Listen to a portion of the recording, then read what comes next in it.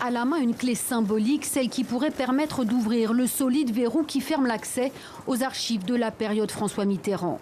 Les membres de l'association Survie se rendent à l'Institut François Mitterrand à Paris pour rencontrer la mandataire des archives de l'ancien président.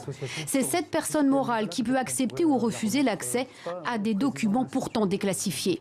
Et dans le cas des archives de François Mitterrand et de ses conseillers, sur la période qui nous intéresse avant et pendant 1994, eh bien, c'est une personne privée désignée par François Mitterrand à l'époque qui garde le droit d'autoriser ou non à telle ou telle personne la consultation des documents. Et elle fait cette autorisation de façon arbitraire, variant dans le temps, variant suivant les personnes.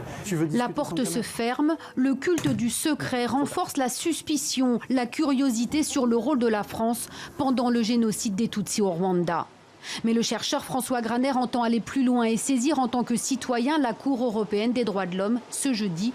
Ultime recours après avoir fait appel au Conseil constitutionnel français qui n'a rien vu à redire quant à cette spécificité française du secret. C'est un dossier qui normalement doit pouvoir les intéresser, d'abord parce que ce sont des magistrats de tous les pays et pas uniquement des politiciens français.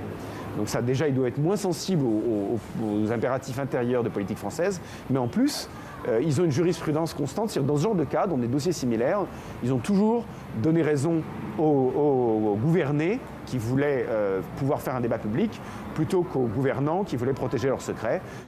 Mais le dossier rwandais n'est pas le seul à souffrir de zones d'ombre. Récemment, le président Macron a annoncé son intention de faire déclassifier les documents liés à l'assassinat de l'ancien président burkinabé Thomas Sankara. L'occasion pour les associations de demander une évolution de la notion de secret défense.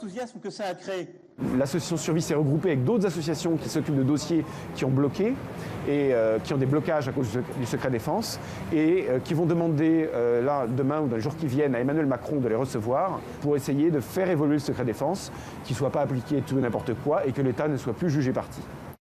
Pour que l'ouverture des archives soit réelle, concrète et ne reste pas seulement un effet d'annonce.